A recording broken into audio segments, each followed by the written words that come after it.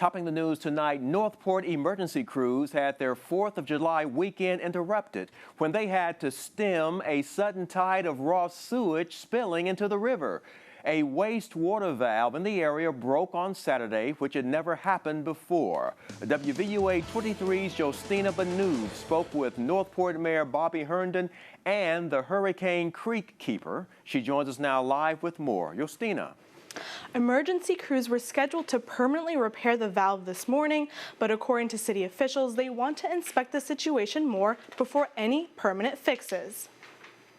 Measure twice and cut once, so there won't be a redo or we have to come back and fix something else. So they've come up with an idea that's going to probably alleviate us having to shut down our lift stations again. In doing that, just taking away the chances that this event might happen again. Northport officials say the broken valve dumped more than 100,000 gallons of wastewater into the Black Warrior River and 3 smaller creeks. Emergency crews temporarily repaired the valve over the weekend. Permanent repairs were scheduled for today, but will now happen Wednesday.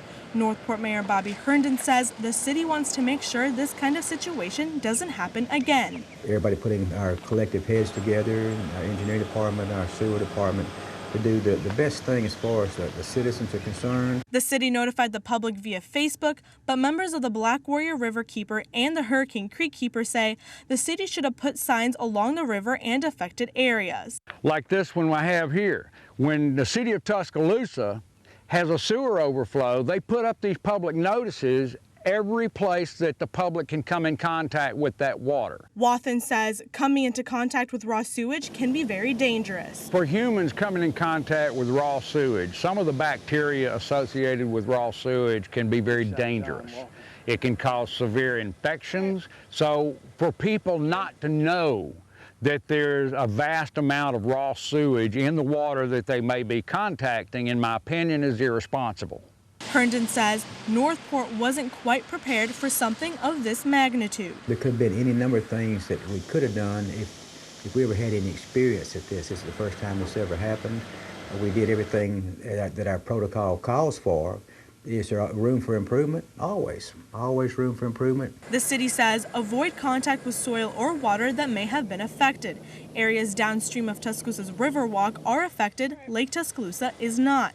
Herndon says while it's bad for the river, Northport's drinking water is perfectly safe.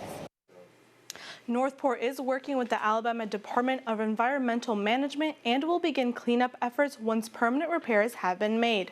Those repairs are scheduled to take place Wednesday morning beginning at 9 a.m. 5th Street and 30th Avenue near downtown Northport will be closed during those repairs. Reporting live, Justina Banu, WVUA 23 News.